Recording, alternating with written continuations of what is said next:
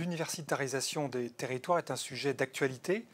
Il y a plusieurs façons d'aborder le sujet et en ex-Haute-Normandie ou Normandie orientale, selon la dialectique actuelle, nous avons choisi une solution assez originale que je vais vous exposer.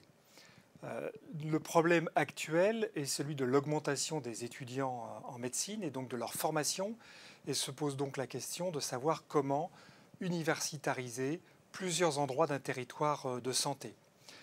La façon que nous avons eu d'aborder le sujet était plutôt de créer un réseau universitaire plutôt que de choisir d'universitariser plusieurs sites, autrement dit de créer plusieurs CHU. Notre conviction est plutôt de centraliser les forces universitaires sur une université avec plusieurs sites délocalisés plutôt que la création de plusieurs CHU au sein d'une même région.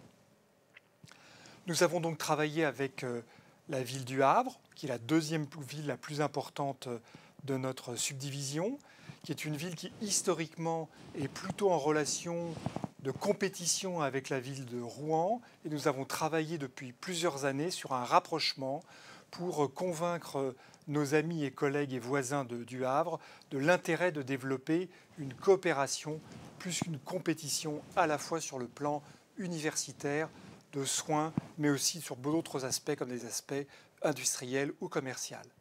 Une fois ce lien de confiance établi, nous avons essayé de proposer la construction de parcours hospitalo-universitaires dans un certain nombre de disciplines choisies par le site du Havre en fonction de leurs projets hospitaliers, mais également des projets universitaires de l'Université de Rouen-Normandie. Une fois ces profils définis, ce parcours ayant pris plus d'une dizaine d'années, se posait la question du financement, de la création de nouveaux postes hospitalo-universitaires.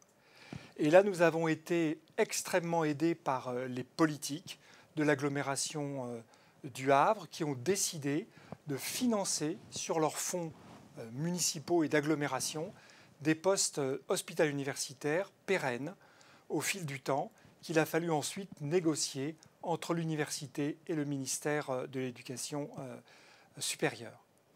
En effet, en France, il y a ce qu'on appelle le plafond des emplois universitaires qui fait qu'on ne peut pas théoriquement créer de nouveaux postes.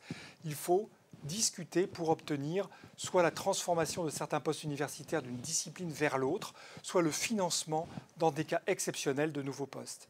C'est la solution qui a été réalisée grâce à l'appui à la fois des politiques du Havre et de Rouen et à la fois grâce à la volonté de l'université Rouen-Normandie.